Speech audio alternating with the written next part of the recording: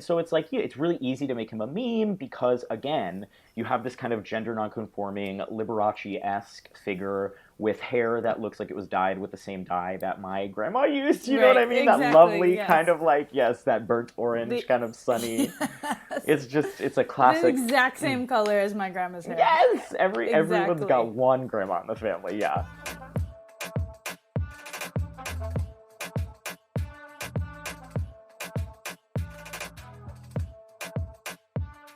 Hi, my name is Cristina Costantini, and I'm a filmmaker based in Los Angeles. And most recently, I directed a film called Mucho Mucho Amor, and my pronouns are she, her, hers. Hi, my name is Gabe Gonzalez. I'm a writer, an actor, a comedian, and a pain to my mom sometimes. Currently living in New York City. I grew up with Walter. I'm a super fan. I'm very excited to talk about him. And my pronouns are he, him, his. So, Walter, for somebody who's never come in contact with him, is kind of like the Latin world's Oprah and Mr. Rogers and maybe Big Bird all wrapped up in one, but he kind of like looks like Liberace. And he's an astrologer that would appear in our television sets every day to deliver our astrological readings, our horoscopes. And his messages were always full of lots of hope and, above all, of course, mucho, mucho amor, a lot of love. And I think, for an immigrant community, for people who had left everything in their homelands and come to a new place, people working low-paying jobs, like he offered hope and inspiration. And he also looked like nothing we've ever seen before. He's gender nonconforming. He is androgynous. He wears amazing outfits. So I think part of the reason everybody loved him so much was we would tune in to see kind of like what cape was Walter wearing, what jewelry was Walter wearing. Like, let's see his hair. It was like this bouffant. I mean, he's right behind me. You can see him. He's Yes, incredible. yeah. But what am I forgetting, Gabe? Yeah, okay, well, Walter would remind you that he is also an actor, a dancer, he's trained in all these things. What's wild is growing up watching him, my grandmother knew him from telenovelas that were filmed in Puerto Rico, I think in the late 60s, early 70s, at the very beginning of his career, which is kind of how he stumbled into astrology, right? He was an actor, and they had an open, I guess, hour that somebody didn't show up for on like public access TV in Puerto Rico, and they were like, hey, do you want to read astrology? And I think, astrology's always been that thing that we've seen in like tabloids and newspapers and I think it's always like the little bit of the mystical that the everyday people like to throw into their lives. But I think Walter just really brought it to a next level. Also in a way that felt very emblematic of, I think, my experiences with my family and Puerto Rican culture as well, right? There's always this level of like almost magic realism, kind of the mystical, the fantastical, imbued into the everyday, right? It's just, it exists and it's there. And I think Walter really brought that out, elevated it, embodied it. I don't even know if he would describe himself as a human. He would describe himself as maybe an otherworldly being. And I think one of my favorite quotes from him too. I think this might have been a Primer Impacto interview where they were just like walking through his house during a nightly like check-in with Walter. I think they asked him about his age, and he said, "Yo soy ageless," and I really love that. I think that just it just embodies everything about him, truly. And yeah, I think before words like gender nonconforming or queer were very common to a lot of young people like myself or even to Walter. I think he managed to embody those things. Yeah, he always would say, "I am an ageless personality without endings or beginnings," which I love. Like he is like, I think he is like a ray of light who crossed through the like our plane in the universe, and like we had him for a brief moment. But yeah, he hated talking about his age, and he had like a million little jokes that he would say when someone asked him. He would say like, "I am between 50 and death," or he much like many of our grandmothers came from a generation where like you did not speak about your age, and he loved being young, and he even suggested that Timothy Chalamet play him in the scripted version of his life story. Love that.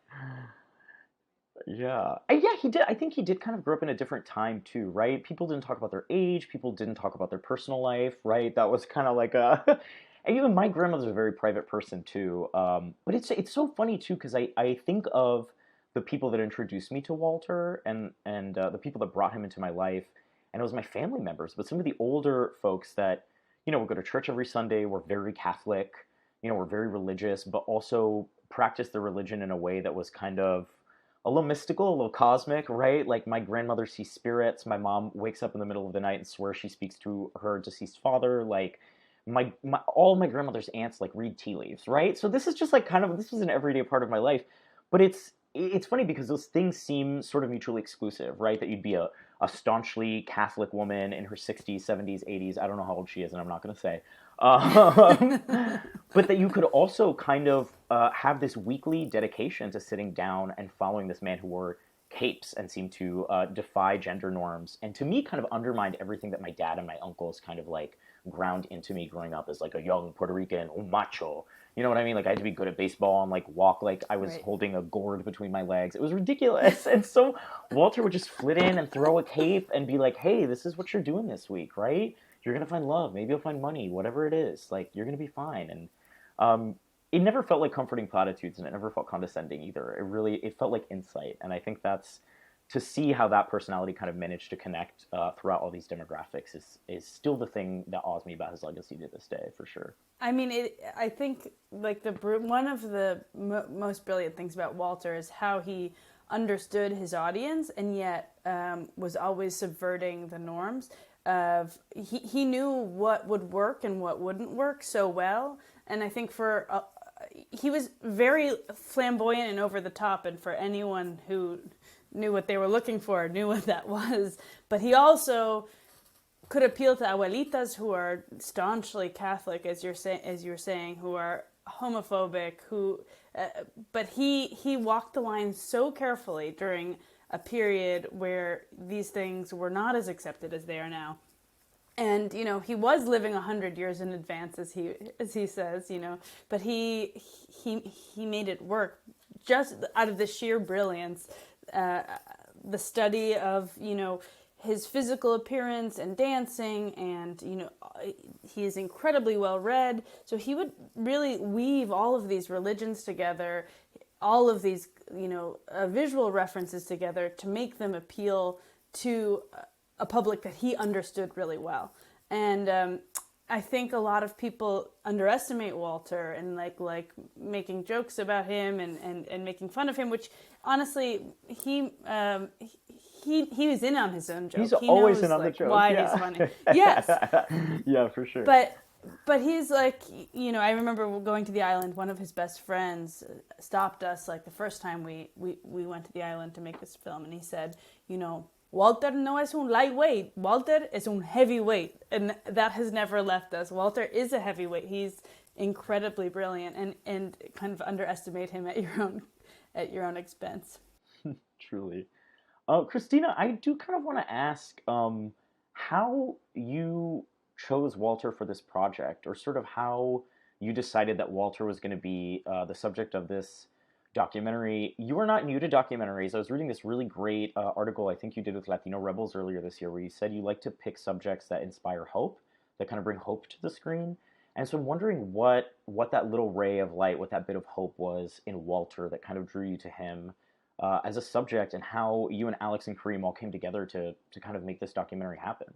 Yeah. Well, I was an investigative journalist for a long time, and I covered immigration and trafficking and the fentanyl and heroin, and I did a lot of stories that were kind of dark and difficult, and I felt that the storytelling that I was doing in some ways was only reaching the kinds of people who were already interested in it.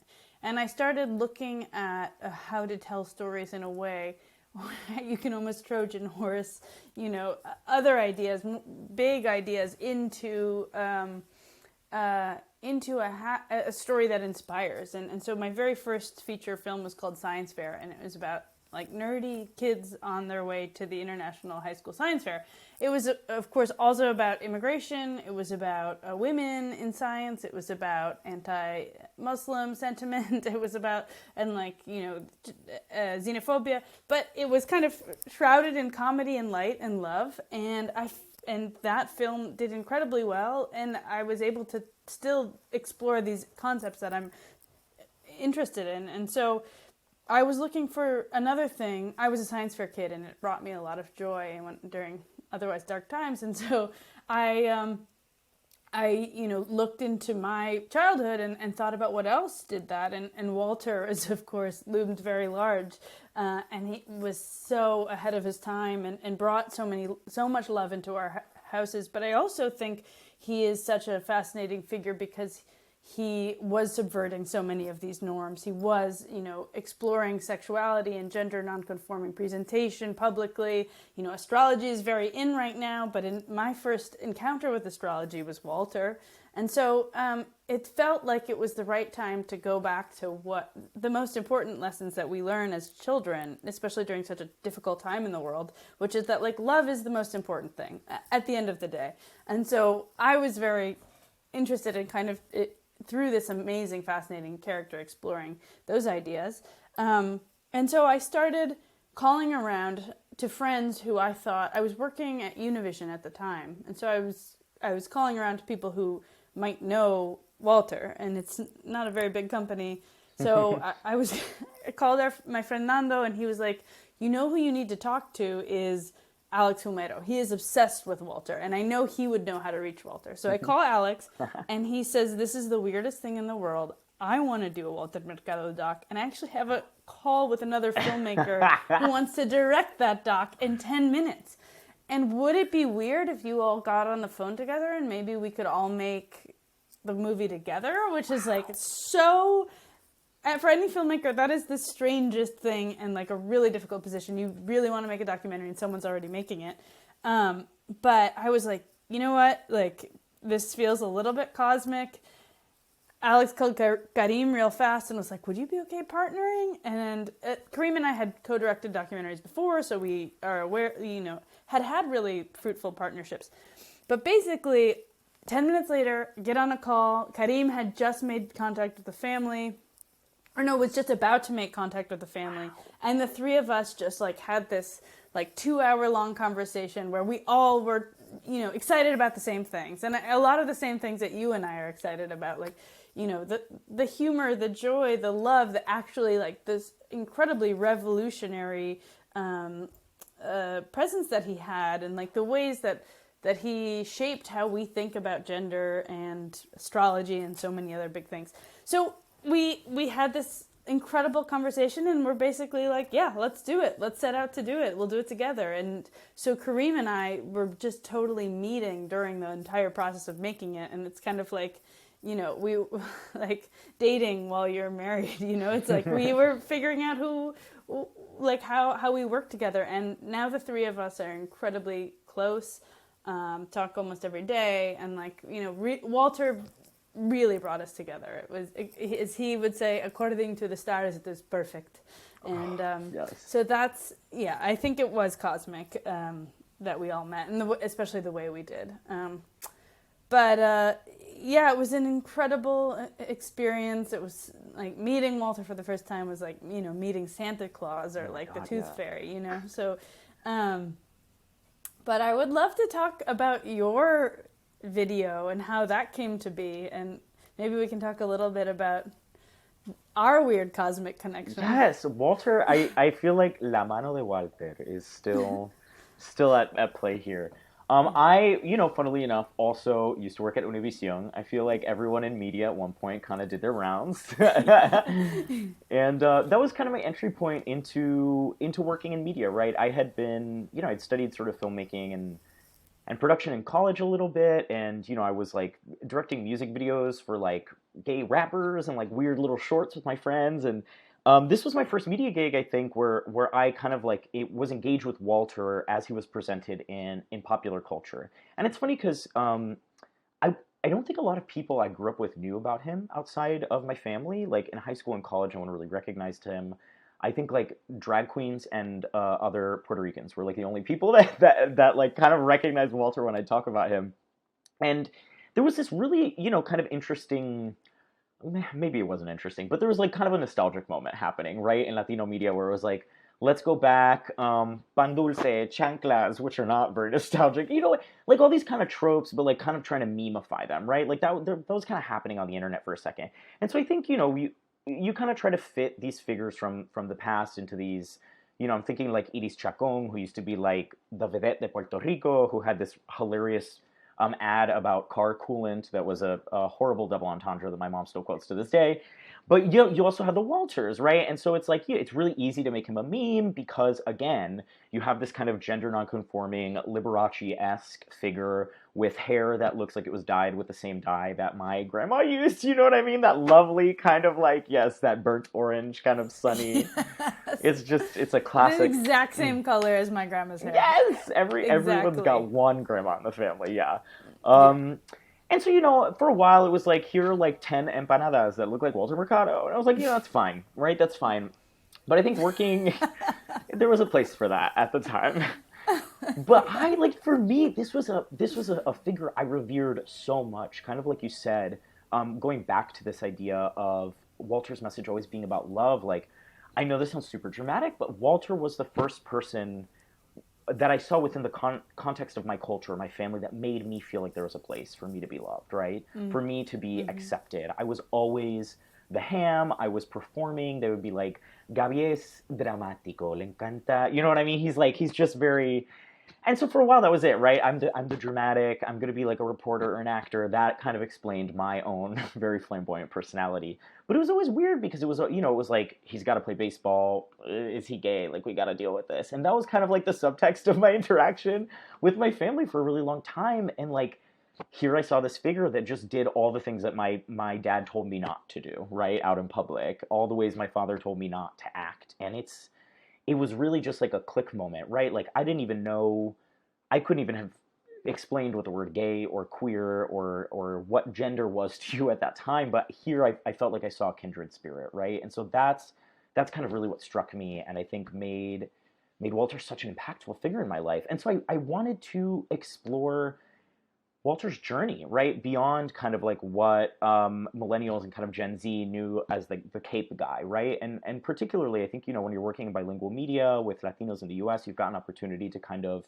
bridge these cultural gaps a little bit.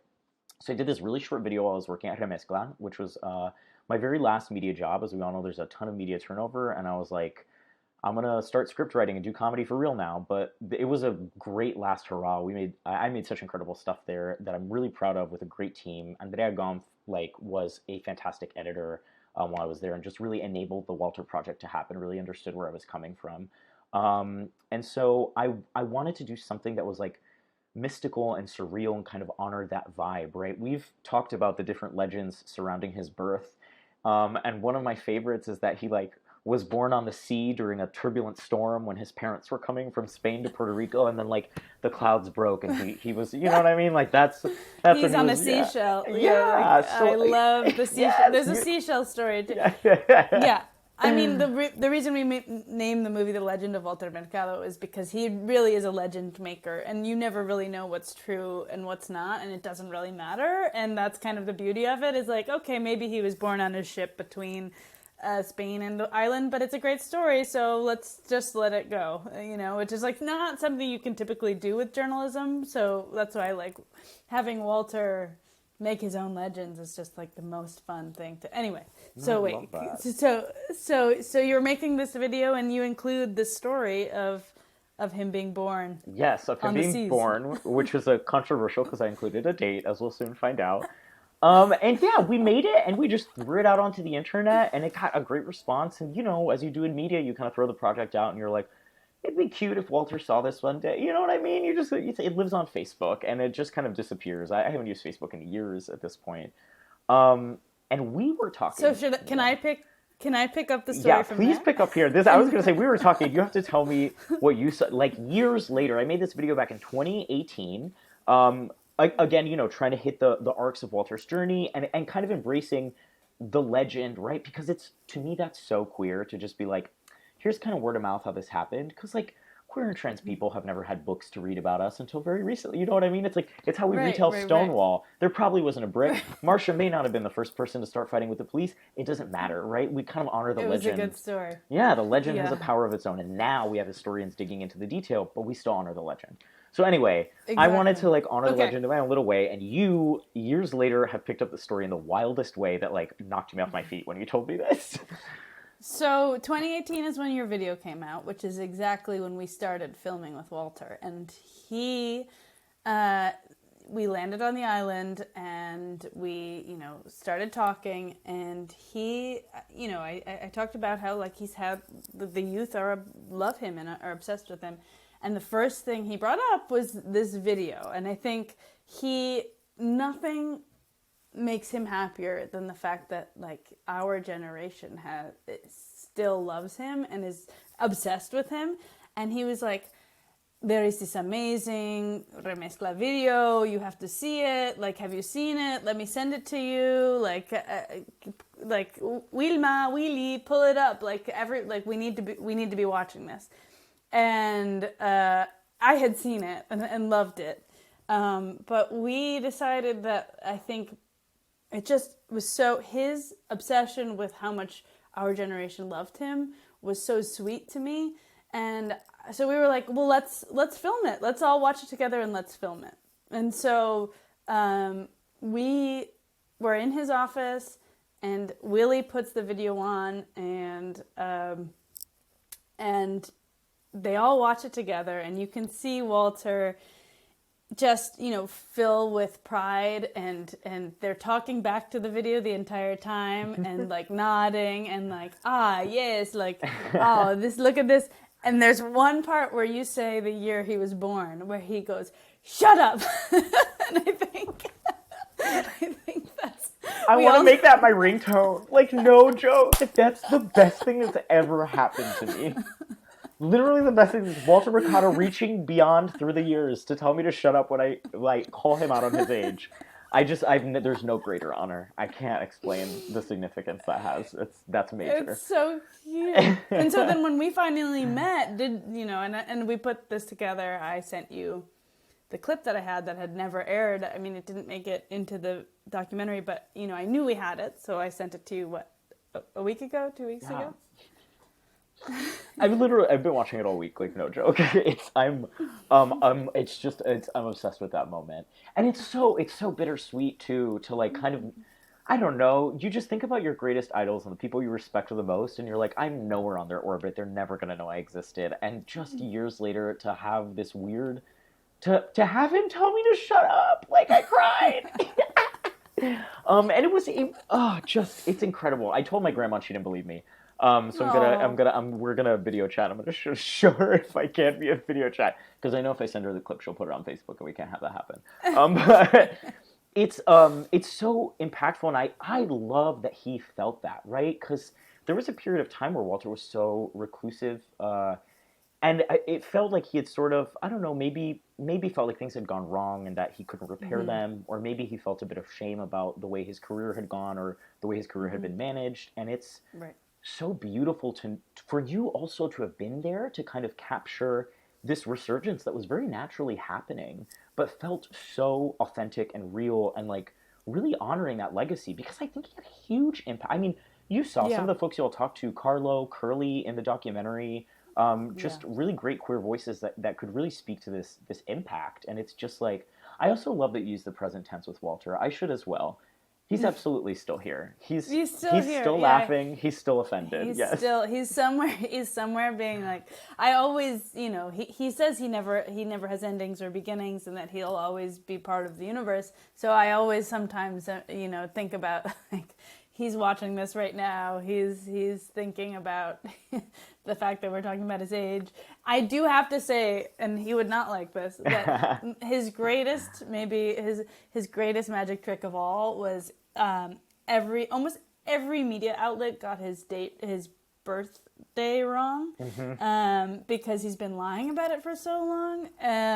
He's been, and to the extent that it was sometimes a problem. Like in the hospital, they're like, "Sir, your insurance won't clear because your birth date is 30 years younger than when we think you might actually have been born." And so like, it was a problem. And this poor, like, beleaguered Secretary Wilma was always like, like, why, you told Visa that you were born in 1953? Like, what is happening? Not Visa, And so, lying to the credit card companies, it was amazing. Yeah. But yeah, his greatest trick might have been that, like, the New York Times printed his age as 1 year younger than when he was actually born, as far as we know. I mean, who knows? That's the real But magic. he's definitely still with us somewhere in the universe, mad at that we're telling stories about his age. I absolutely believe that. Yeah, for sure. But yeah, I mean, it truly is part of the story that he disappeared from the limelight. There, if you watch the film, you'll see like a lot went wrong. He had these disputes with his manager. He lost the right to use his birth name, which like who even knew that could happen? That you could sign over your birth name and your face to somebody else. But once the dust had settled, he was he largely, I think, felt that he was forgotten to a certain point. And so then when our generation started kind of talking about him more and creating memes out of him, explaining to him what a meme was and showing him a meme was like quite entertaining. In the same sitting that we watched your video, he scrolled through some memes of himself and I'm not sure he got most of them. Some of them he did. He was the backbone of like Latinx media memes circa like 2016 to 2018. You know what I mean? Like a whole industry was riding on this pose. You know what I mean? It's fantastic. Yeah. Yes, he's amazing. But in any case, that video was his favorite. And I think the fact that you had gone, it was so well researched, it wasn't just presenting him as like the clown or the punchline. It was like, this man was a telenovela star for decades before he even like put on a cape. And, he put on the cape because he was promoting a play that he was in. And he just happened to be dressed as a prince the first day when he did this on-air astrology reading. And so that was it. That was his look. It was just like Cosmic Prince. Cosmic Prince. Yeah. And I think he just loved your video so much because it presented him as his complicated history and really like it taught people a lot that I think had been forgotten, and yeah, I'm just so glad that he was able to see it and treasured it and watched it many times. So thank you so much. I really, Christine, I literally cannot find the words to explain what this means. Thank you. It is also so wild that just like that little flower of Walter bloomed that year in so many minds. And I think what was so special, too, about seeing the documentary you made with Kareem and Alex was just, like, leaning into that legend, that mystery he had created. Like, the animations throughout were really fantastic. And I think it really helped kind of straddle the line between, like, documentary and fictive retelling, right? Because if you're sitting with Walter, you've got a kind of unreliable narrator, but you want to go on the journey, right?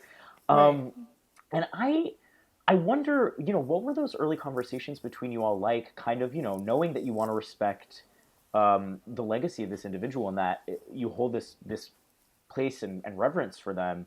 And then also being like, all right, we got to ask him when he was born. We got to be like, can we see your house? Like, what was that process like? And maybe those first few meetings and kind of gaining Walter's trust. How do you gain the trust of the Cosmic Prince? That's the puzzle I want to solve. Yeah. Yeah. I mean, that's the first thing the first interaction we had was a phone call, and it was very high stakes. We had prepared for weeks and discussed all of the possible questions and kind of explained to him that this came from a place of 3 fans who wanted to make something. Latin media is not always the kindest, like Spanish language media. It's very like, who have you slept with and like why and how and when and how much money do you make? There can be that real kind of like gossip mongerer type Spanish language media, and that he had been exposed to for decades. And so I think coming at it from a place and explaining him that this is a much different enterprise. We were really well equipped to answer all of those questions. And so we get on the phone with him, and it's about 100 loud Puerto Ricans. Everyone's talking over each other. It's like the most chaotic call we've ever had. Yes. And he asked us, the first question was, Okay, so what are your astrological signs? And like that was the one question we had not prepared to be asked for some reason. Of And then we course, were yeah. like, oh my God, what if this whole thing hinges on us being Libras and not Capricorn or whatever? So I'm a Libra, Karim is a Libra, and Alex is a Sagittarius, and that was apparently the right answer because he's like, perfect, okay, according to the stars, this is perfect, this is good, very good. And then we explained our intentions, what we wanted to do, and he was like 100% in, and that was, and he really hadn't been asked, which is the wild thing, and I So think wild to speaks me. to the lack of Latinos in media that we were the first ones to want to do it. It's like here you have the most magical human being of all time, who has gone through a great deal of suffering, like a meteoric rise, a fall, a resurrection. It has everything, all of the parts of a story that you want to see, but no one had ever asked him to do it. And yeah, I always think it's just wild that it had to, it had to be us.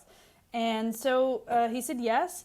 And then we spent a lot of time trying to raise money, which ended up being very difficult, I think, in large part because there are not a lot of Latinos in media, and pitching this kind of, this figure that defies any kind of categorization to someone who's never experienced Walter before is really difficult, and you just have to know in a certain way that like the strength and the power of his presence.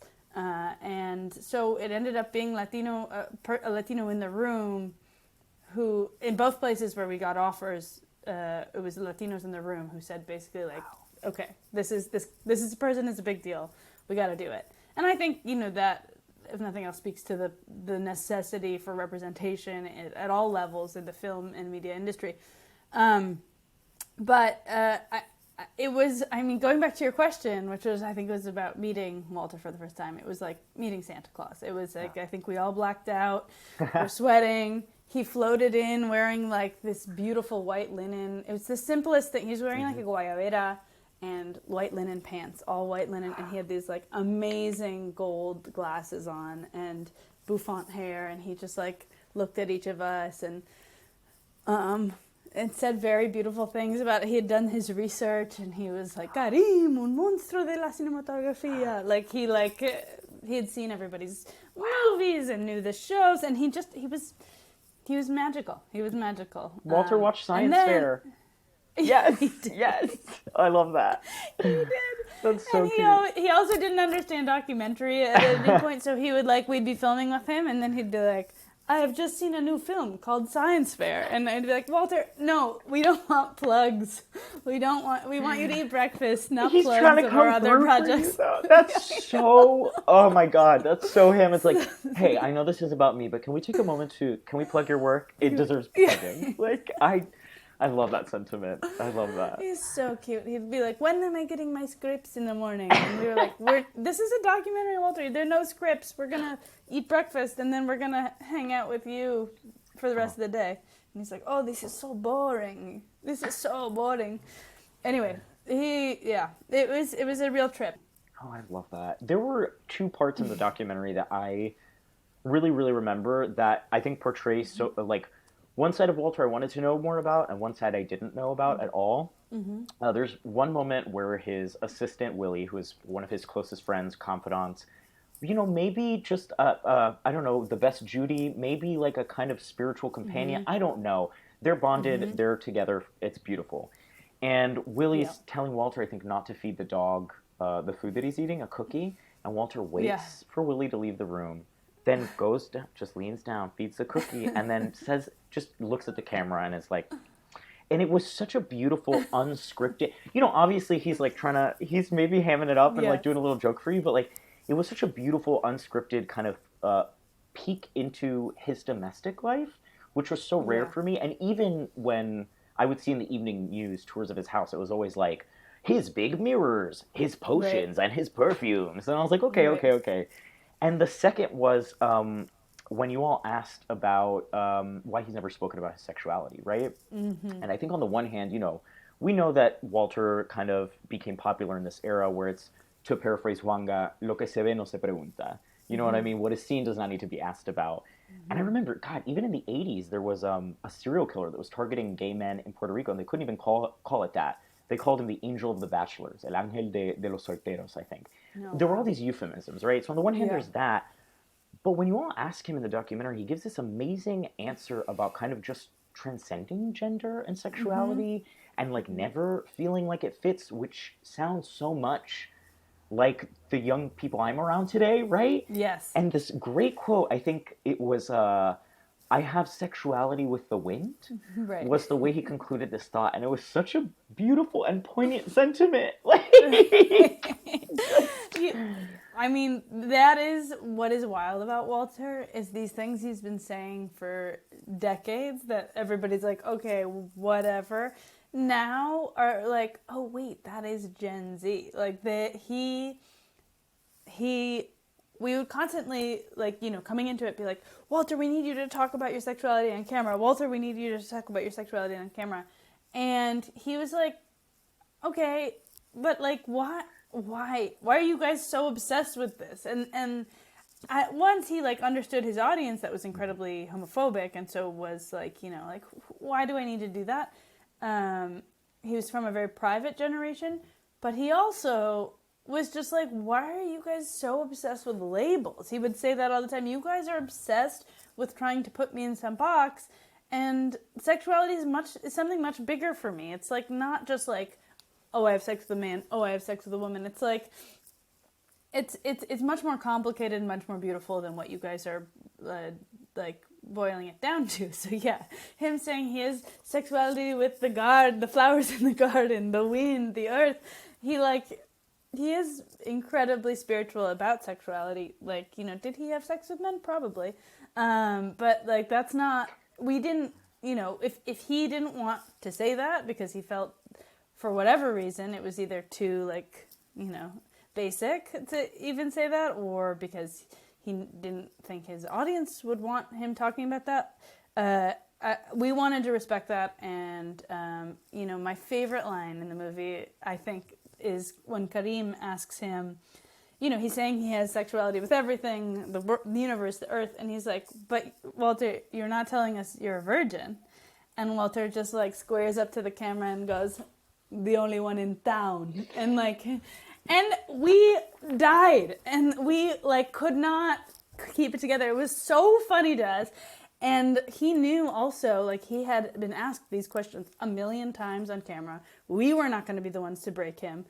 And he knew that if he could get us to laugh, that we are people with a sense of humor, if he could get us to laugh, we would forget about the line of questioning, and it worked. We never went back to it ever again.